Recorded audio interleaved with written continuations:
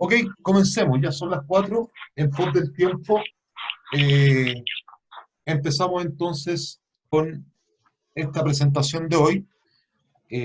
Para aquellos que no nos conocen, nosotros somos GEDEX, que en su nombre completo es Gestión de Expertos. Nos dedicamos a todo lo que es la consultoría, tanto de recursos humanos como de prevención de riesgo, contabilidad. Y decidimos hacer este webinar porque nos hemos dado cuenta en el transcurso de este tiempo de que hay muchas dudas respecto a cómo se procede o cuáles son los procedimientos que deben implementar las empresas para tener control respecto de la pandemia que estamos viviendo. Para eso yo le pedí a Bianca, que es nuestra prevencionista de riesgo, nuestra experta en prevención de riesgo, que nos preparara una presentación y ella junto con Stephanie prepararon la presentación que le van a hacer hoy día. Y luego Stephanie va a estar, como les dije, respondiendo las preguntas. Cada pregunta que ustedes vayan teniendo me la van dejando en el chat del Zoom y yo se las voy a ir haciendo al final de esta presentación a Stephanie para que ella las pueda responder. Lamentablemente, Stephanie, por este tema del temporal, en este momento la única forma de comunicación que tiene es vía telefónica. ¿Ok? Sin más que agregar, les agradezco por haberse conectado el día de hoy. Espero que esta presentación sea de su agrado y dejo a Bianca para que inicie su disertación, por decirlo de alguna manera. Así que Bianca, adelante. Buenas tardes, chicos, gracias por asistir el día de hoy. Bueno, como René bien dijo, vamos a hablar sobre la pandemia mundial del SARS-CoV-19. Ok, para poder ingresar un poco en el contexto de esta pandemia, nosotros sabemos que el COVID-19 es una cepa de la familia del coronavirus, que no se había identificado antes en humanos, y el nombre definitivo otorgado por la OMS también. El virus se transmite de persona a persona cuando tiene contacto cercano con un enfermo, ¿ya? Por ejemplo, al vivir bajo el mismo techo, compartir en la misma sala en el hospital, viajar por varias horas en el mismo transporte, o cuidar de un enfermo sin la debida medida de protección. Aquí tenemos unas gráficas de que en Latinoamérica son uno de los países con más contagios y también mayor letalidad por el COVID, y también tenemos una evolución de los contagios en el mundo en sí, como para ir haciendo una comparativa. Bueno, aquí tenemos los principales síntomas del COVID, las diferencias con una gripe y el resfriado común, que generalmente cuando nosotros tenemos algún tipo de síntoma, generalmente lo asociamos directamente con el COVID, pero tenemos que ser un poco más cuidadosos con eso. Bueno, tenemos los síntomas: fiebre, fatiga, tos, estornudos, dolor muscular, mocos, congestión, dolor de garganta, diarrea, dolor de cabeza, dificultad para respirar. En el coronavirus, dependiendo de la persona y de su sistema, van a ir apareciendo estos síntomas u otros. Ya muy bien saben que la fiebre es es como el primer síntoma que se puede encontrar en conjunto con el dolor de cabeza. Ya otras personas comienzan con la diarrea. Entonces depende mucho de cómo sea la persona. En cambio, la gripe es súper frecuente tener la fatiga, la fiebre, la tos seca, a veces se da congestión, a veces se da dolor de garganta, y pasa lo mismo con el resfriado. Es súper infrecuente que cuando uno empiece con su etapa de resfriado presente fiebre, pero sí podría presentar estornudos, mucha mucosidad, mucha congestión o dolor de garganta. Ese es como el cuadro comparativo que ha entregado también el Ministerio de Salud. Vamos a pasar al ámbito legal. En el artículo 184 del Código del Trabajo nos dicen de que nosotros como empleador debemos siempre dar y proteger eficazmente la vida y la salud de los trabajadores.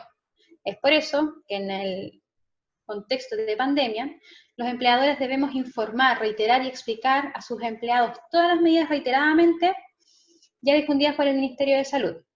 Ya todas las medidas que el Ministerio vaya dando a medida que sigue evolucionando todo esto, tenemos que ir consultándolo en la página que ahí se describe, que es el del gobierno. Ya ustedes saben que cuando comenzó esto había súper poca información de cómo proceder, de cómo abarcar ciertos protocolos o de cómo abarcar ciertas emergencias, y ahora ya está más bien establecido. Es una situación pública, el tema del coronavirus, y notoria, que obliga al empleador a proteger eficazmente la vida y la salud de los trabajadores, y para ello se deberá tomar todas las medidas necesarias según la realidad de cada empresa. Aquí depende mucho de cada tipo de trabajo, de cada tipo de ejecución y de cada tipo de de economía que tenga cada empresa va a depender de las medidas que se vayan a implementar. Por eso también el MinSal da con solamente las medidas básicas, distancia, uso de mascarilla frecuente, lavado de manos, porque es como la manera de evitar la propagación. Bueno, las medidas para frenar la propagación, la OMS ha reiterado en varias ocasiones que es responsabilidad de todos frenar la propagación del virus, que se transmite como cualquier resfriado y es muy contagioso. Es así como las organizaciones deben proteger a sus empleados tomando las siguientes medidas para la prevención y la mitigación del COVID-19. Bueno, la OMS y los gobiernos de cada país han establecido protocolos para el cuidado de la salud pública, tanto para las personas como para las empresas. Toda esta información también está disponible en la página del gobierno. Las medidas de prevención son los refuerzos en la limpieza de establecimientos y oficinas con productos como solución de cloro doméstico, alcohol al 70%, amonio cuaternario de quinta generación y el peróxido de hidrógeno al 5%. Los expertos han señalado que la corona o la cabeza del virus se destruye con los productos antigérmenes. Nosotros, por ejemplo, hemos implementado jabones antibacteriales en cada baño, hemos hecho un protocolo de limpieza. Por ejemplo, en este sentido, se debe facilitar a los empleados estos implementos de higiene en las instalaciones de la empresa, como también explicar su forma de uso, los riesgos y sus medidas de control. Esto todo tiene que ver con la obligación de informar también que tiene el empleador según el Decreto Supremo número 40. Entonces, vamos a indicar el producto que vamos a utilizar, vamos a señalar su uso, ya para efectuar para poder usar el tema de la limpieza y la desinfección, vamos a indicar qué dosis se va a utilizar, vamos a señalar sus riesgos. A todas las personas que sean la primera línea de limpieza, vamos a señalar sus riesgos, cómo se presenta y cómo se puede aplicar el producto. Luego se van a dar todas las medidas de control. Vamos a indicar cómo vamos a proteger a través de ventilación, señalización, vamos a hacer una capacitación o vamos a utilizar solamente PP. Y generalmente todas estas deberían ir de la mano.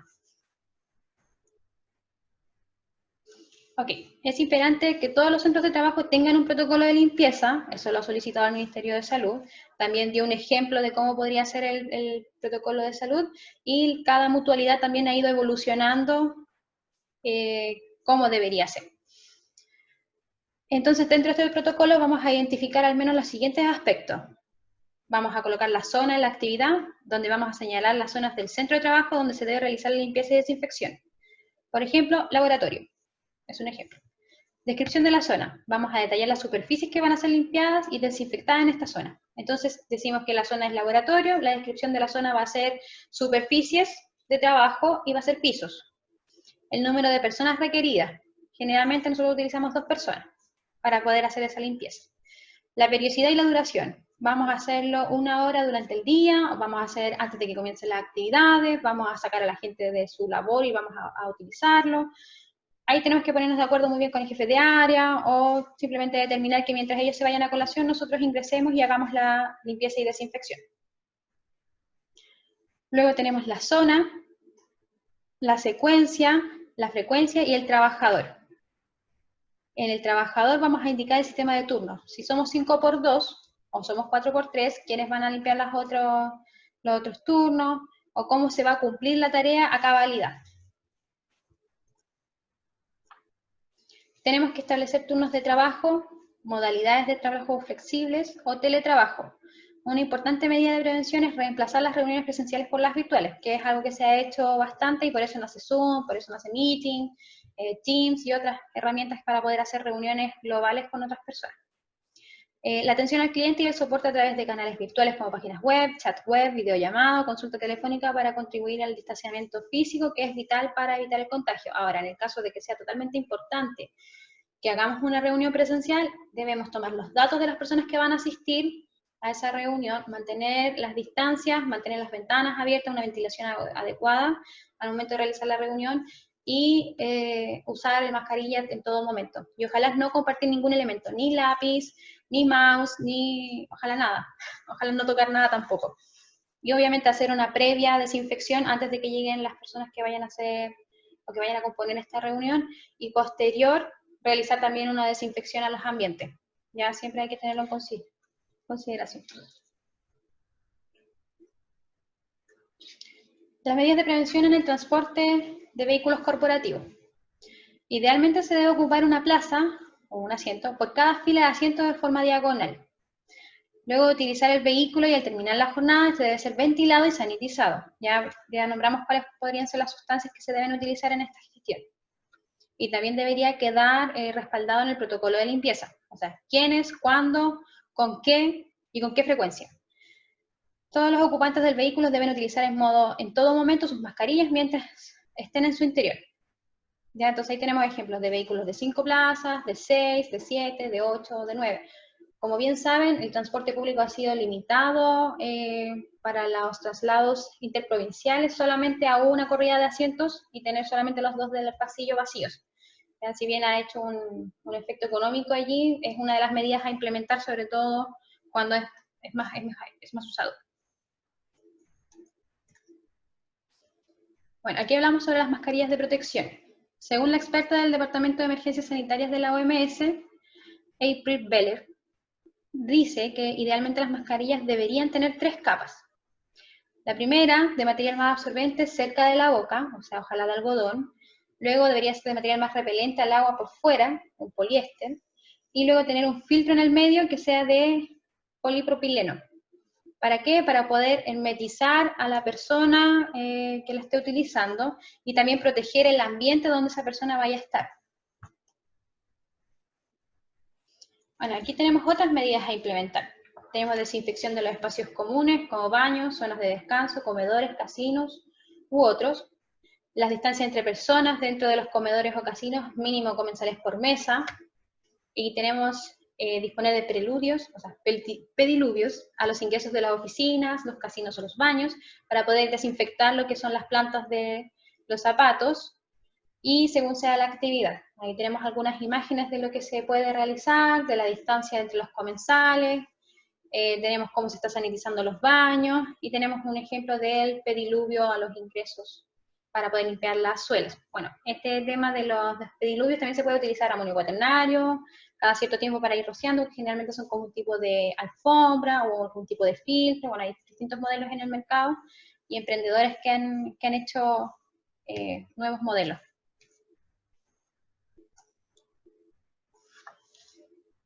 Aquí viene la parte de frente a un contacto estrecho de alto riesgo con un trabajador contagiado de COVID. ¿Por qué nos vamos a saltar el caso confirmado? Porque es donde hay mayor información ya disponible en la web. Si alguien sale confirmado con COVID, debe hacer cuarentena, debe aislarse y debe utilizar solamente sus propias cosas. Ojalá si se aísla en su casa, que utilice el mismo vaso, los mismos utensilios, y que su familia al momento de lavar, ojalá utilice guantes como para tener el mínimo contacto. Entonces, nosotros definimos que era mejor tratarlo qué hacer con un contacto estrecho, qué deberíamos hacer y cómo deberíamos abordarlo, y cuál es la información que está disponible hoy en las mutualidades también y en el Ministerio. Antes de empezar, vamos a dar las definiciones dadas por MinSal. El contacto estrecho se va a entender por aquella persona que ha estado en contacto con un caso confirmado de COVID entre 2 días antes del inicio de sus síntomas y los 14 días después del inicio de los síntomas del enfermo, de la persona que está con COVID, la persona confirmada. Cumpliéndose además una de las siguientes condiciones. Tenemos 4 condiciones para poder cumplir.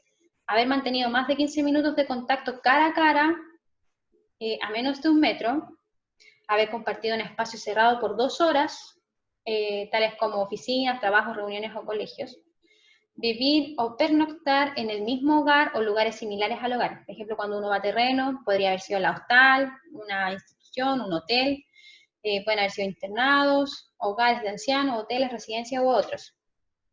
Y haberse trasladado en cualquier medio de transporte cerrado a una proximidad menor de 1 metro con otro ocupante del mismo medio de transporte, como el tema del auto que veíamos, que vayan las 3 personas sentadas en un auto común atrás, también es un factor de contagio. ¿Ya? Y en caso de que uno de esos 3 haya sido positivo, también sería positivo ahora. El caso sospechoso y el caso probable. Esto fue actualizado por el Ministerio de Salud como el 12 de junio más o menos. Y te dice que el caso sospechoso va a ser todo paciente que presenta un cuadro agudo o al menos 2 síntomas compatibles con COVID. Puede ser fiebre con tos, o fiebre con dolor torácico, odinofagia, mialgias, escalofríos, cefaleas, diarreas o pérdidas bruscas del olfato o del gusto, que ya ha sido repetitivo en varios casos. o bien un paciente con infección respiratoria aguda grave, que requiere una hospitalización. Entonces esa persona va a ser un caso sospechoso. El caso probable vendría siendo todo paciente que cumple con la definición de caso sospechoso, eso quiere decir que tiene algún síntoma, y que además su PCR dio indeterminado. O sea, tenemos síntomas, tenemos un PCR indeterminado, somos un caso probable de tener COVID positivo. Y además, todas las personas que han estado en contacto estrecho con un caso confirmado y desarrollan al menos un síntoma compatible con el COVID, también van a ser un caso probable de tener COVID positivo en el futuro. Y no va a ser necesario en este caso realizarle un PCR. Ya, ojo con eso. Todos los casos probables entonces deberían tener al menos 2 síntomas, o al menos el síntoma, más el PCR indeterminado, o sería el segundo escenario que tenga alguno de los síntomas que son compatibles con COVID. ¿Ya? Ahora, ¿qué hacer? El aviso. Seremi de Salud va a contactar a la empresa para informar del caso positivo de COVID. Luego, el trabajador, si nos informa primeramente a nosotros, tenemos que de todas formas esperar la confirmación oficial por parte de Seremi de Salud. Ya les comento de antemano que Seremi se ha visto sobrepasada en las últimas semanas o ya los últimos 2 meses por el tema de que como han incrementado bastante los casos, ha sido un poco difícil cumplir con estos puntos. 2. Vamos a determinar los contactos estrechos de alto riesgo. ¿Quién realiza esta acción? La Seremi se va a contactar con la entidad empleadora para solicitar la información de los contactos estrechos o del alto riesgo del caso confirmado. A través de la autoridad sanitaria, el organismo empleador recibe el listado de contactos. Eso quiere decir que la Seremi se va a contactar con nosotros, nos va a preguntar quiénes son, según nuestra investigación previa, los contactos estrechos de la persona que ya fue confirmada COVID, y como ustedes saben, ya definimos lo que era el contacto estrecho, vamos a determinar entonces quiénes son probablemente los posibles que vayan a tener confirmado COVID nuevamente. Este grupo de trabajadores deben obligatoriamente realizar aislamiento domiciliario. Ya el aislamiento domiciliario se define como el periodo necesario para completar 14 días contados desde la fecha del último contacto en el caso confirmado. 3.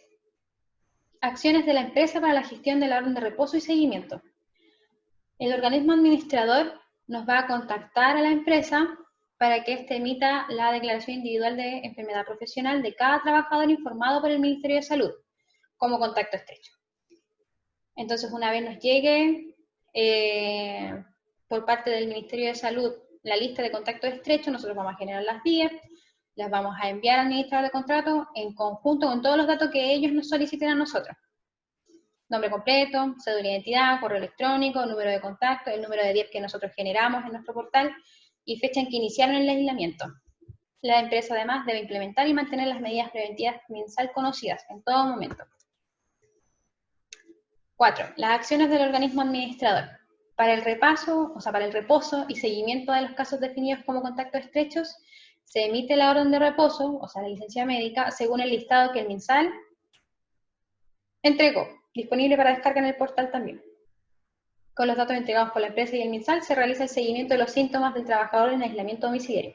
Ese seguimiento lo hace por una parte el organismo administrador obligatoriamente para saber cómo evoluciona la persona en su casa, si es que está presentando algún tipo de síntoma, cómo está viviendo con su familia también. Entonces se le hace como todo un seguimiento global a la persona. Y en paralelo, nosotros también como empleador deberíamos poder velar por su, también de cómo está la persona, si está afligido, tratar de dar algún tipo de apoyo por ahí. 5. Las acciones según el resultado del seguimiento, o sea, el contacto estrecho terminó su cuarentena, vamos a ver qué pasa. El trabajador con síntomas, antes de finalizar la cuarentena, ¿qué va a pasar? Las acciones del organismo administrador, vamos a hacer una evaluación médica, le vamos a hacer un examen PCR, vamos a hacer una orden de reposo laboral según corresponda, vamos a notificar a la Seremi de un caso sospechoso porque está presentando algún síntoma de los que ya tenemos declarado y vamos a hacer un seguimiento de los síntomas. Las acciones de la empresa. La empresa va a recepcionar la orden de reposo en el portal del adherente y vamos a mantener e implementar las medidas preventivas para que no vuelva a suceder. Entonces, ¿qué pasa? Se hace el examen de PCR y se ve si es positivo o es negativo, ya porque esta ya es una persona con síntomas. Luego tenemos al trabajador sin síntomas que finalizó su cuarentena y el organismo administrador entonces que va a proceder a dar la entrega de alta laboral. O sea, la persona después se va a poder reintegrar a sus actividades de forma normal. Aquí viene un poco lo que estábamos conversando antes. ¿Cuáles son las acciones del organismo administrador para las personas con síntomas en su calidad de contacto estrecho? En caso de que ese contacto estrecho haya presentado síntomas y al momento de hacerle el PCR esa persona salió positivo, vamos a investigar la trazabilidad directa para calificar. O sea, para calificar si es que es una enfermedad común, o sea, me refiero a que en esa investigación saber si es que se contagió realmente por el contacto positivo que teníamos desde la empresa o pasó algo más entre medio. Se va a notificar a Ceremi de otro caso positivo y se va a dar las prestaciones médicas según su cuadro clínico. Ya, y obviamente también la licencia médica que corresponda. Ahora, en el caso de que la persona haya dado, persona con síntomas, contacto estrecho, haya dado su PCR negativo, vamos a hacer la calificación del cuadro clínico del trabajador como una enfermedad común. Ya se le va a pedir, obviamente, que completó su aislamiento domiciliario por la licencia de contacto estrecho. Se va a derivar a su sistema de salud común, FONASA o ISAPRE, lo que sea la persona, una vez finalizada su cuarentena, y el organismo administrador va a cancelar o pagar el reposo laboral de los últimos 14 días de aislamiento, pero por ser contacto estrecho, no la nueva licencia que se va a tener que otorgar por ser un caso negativo o enfermedad común. ¿Ya?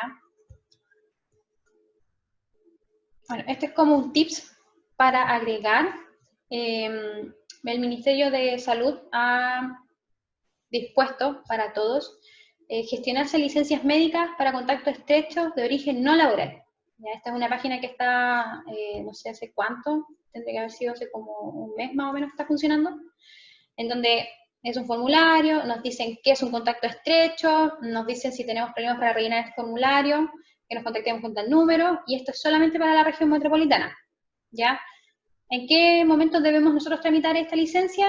Es para aquellos que, por ejemplo, nosotros estamos trabajando el día de hoy, pero en casa tenemos a nuestro padre que es una persona de alto riesgo, y esta persona se enferma. Nuestro padre, nuestro familiar se enferma, y nosotros, por ende, vivimos con él, somos su contacto estrecho.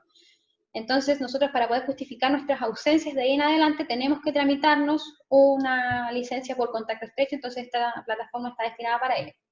Los pasos a seguir para poder rellenar: se deben completar todos los datos personales de nosotros, como contacto estrecho, se debe rellenar con la fecha de inicio de la cuarentena, eso quiere decir desde que la persona enferma inició su cuarentena. Debemos definir el empleador a quien debe llegarle la licencia médica. Debemos describir los datos del caso positivo, su RUT, su nombre, desde cuándo. Y además debemos rellenar la declaración jurada incluida en la página, que es como que son como 3 preguntas que te dicen, usted dice que está por la penalidad, ¿verdad? Sí. Y como que rellena la pequeña declaración jurada. Bueno, ahí también les dejé el link por si lo quieren revisar, es ceremi.able.cl, y allí se despliega este formulario entonces que estamos viendo en la parte izquierda. Bueno, aquí voy a dejar una frase: encontrar, aislar, realizar pruebas y cuidar cada caso. Luego rastrear y poner en cuarentena a todos los contactos. Esa es la mejor defensa de cada país contra el COVID. Bueno, lo dijo Tedros, director general de la OMS, o la Organización Mundial de la Salud. Así que eso sería hasta ahora la presentación, chicos. Ahora viene la ronda de preguntas y los vamos a dejar entonces con Stephanie para que puedan ir resolviendo las consultas o dudas, preguntas que les hayan quedado de esta pequeña presentación.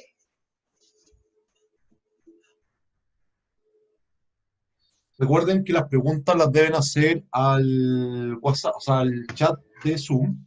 Eh, Así que estamos esperando sus preguntas para poder hacérselas a Stephanie y que Stephanie nos pueda responder.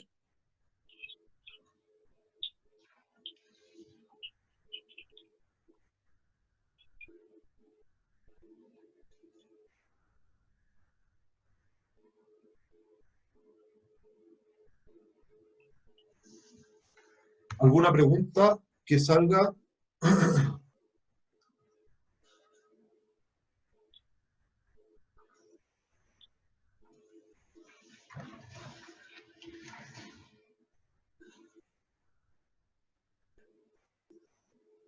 Bueno, estimados, me doy cuenta que no hay preguntas en el chat. no sé si tendrán dudas aún. Eh, Sin embargo, les comento que esta presentación se la vamos a enviar. Así que ahí, si después tienen preguntas, pueden realizarla igual al correo contacto@gdex.cl. Paula hace la siguiente pregunta. En el caso de tomar la temperatura antes del ingreso al lugar de trabajo, ¿cuál sería la mejor opción? No conozco muchos sobrenombres de los implementos.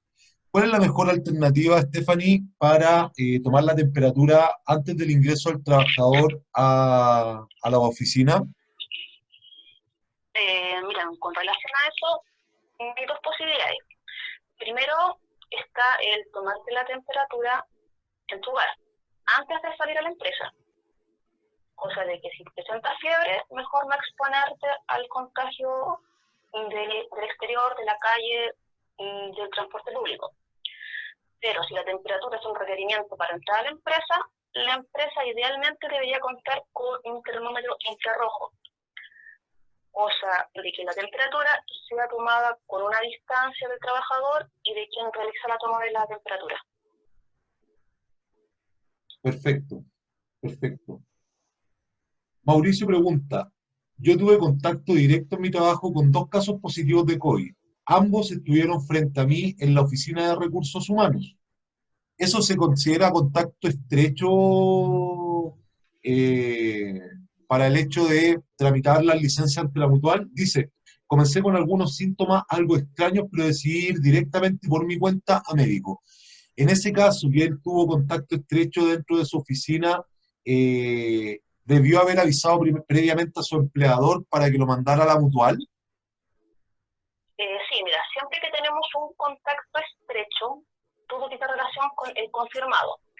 Se determina quién es el confirmado y luego se ve con qué personas estuvo en contacto y de qué características fue ese contacto. Primero, hay que determinar si estuvo frente a frente, menos de 1 metro sin mascarilla, ¿ok?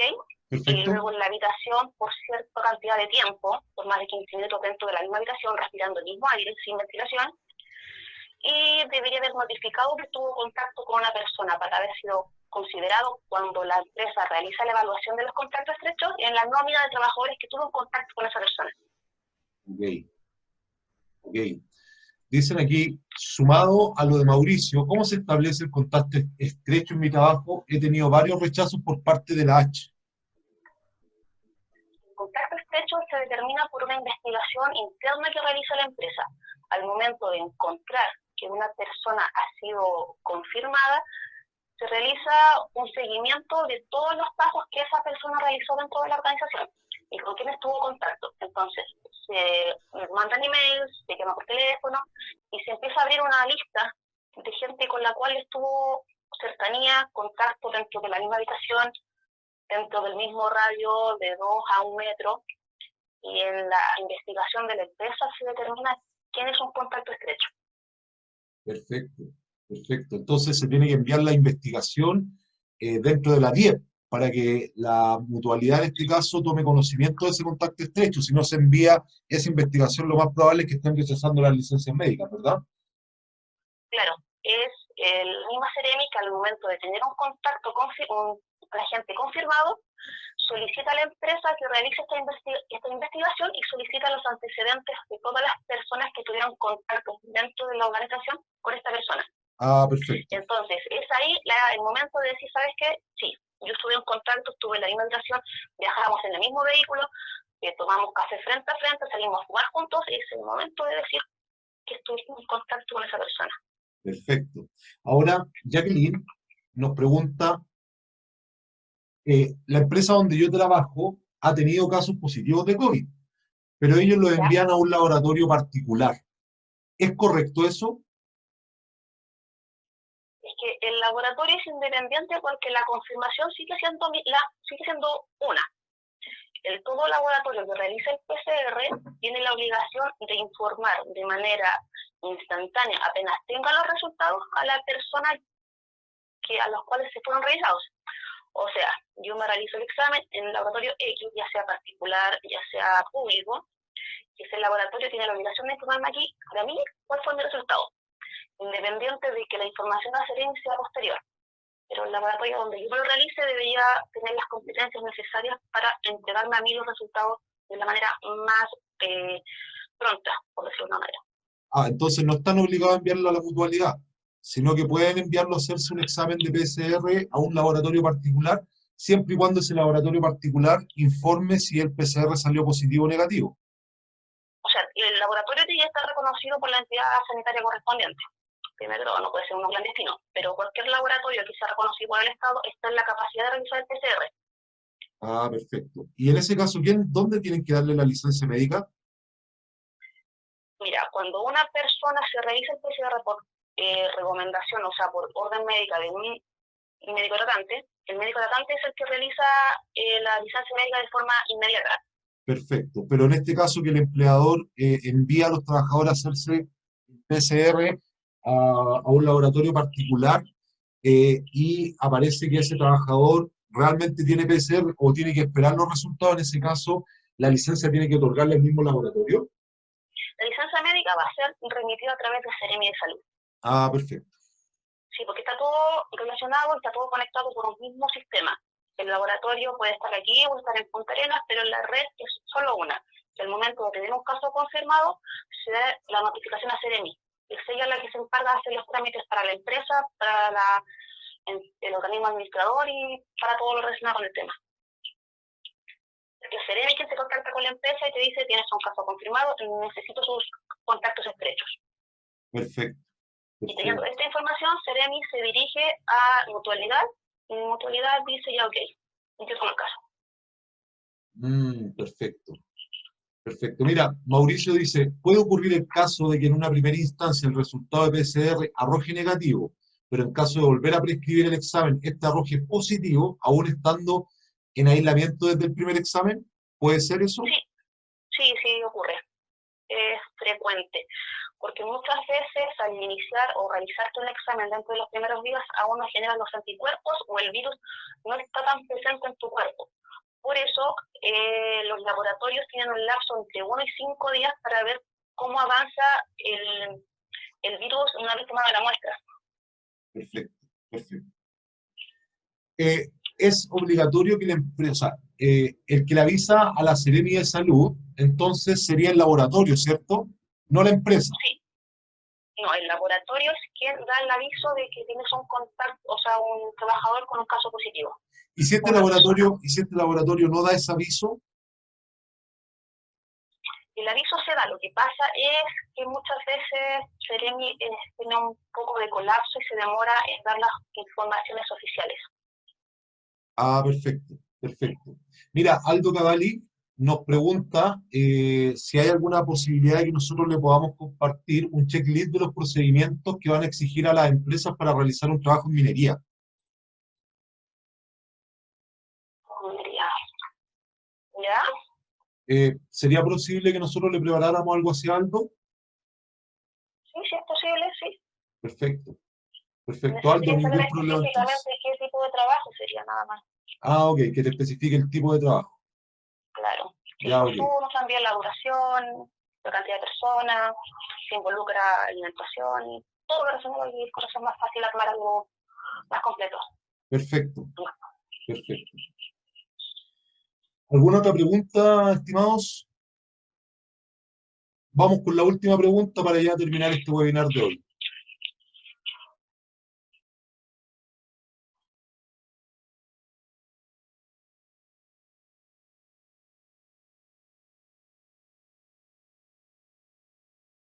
Dice, y Villalobos nos pregunta, consulta, ¿la 10 por parte del empleador se debe realizar cuando el PCR sale positivo o de igual manera se debe hacer cuando el trabajador tiene un resultado negativo? La 10 es cuando tengo un caso confirmado de origen laboral determinado por Ceremi y Ceremi reconoce a los trabajadores como contacto estrecho. Ah, perfecto. O sea, para poder mandar una 10, primero la Seremi le tiene que decir que es por contacto estrecho o por contagio dentro de la empresa, para tú poder mandar la 10. Pero no se, Claro. no se envía si el resultado del PCR es negativo. No, porque hay que determinar determinar primero la causa de la dieta. Primero, determinar si es un trabajador positivo o un trabajador con contacto estrecho. Pero si es negativo, no hay razón de tener una dieta.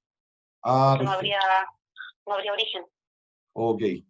Listo, estimados, con esta última pregunta damos por terminado el webinar de hoy. Espero que les haya gustado y haber podido responder las preguntas lo más certeramente posible.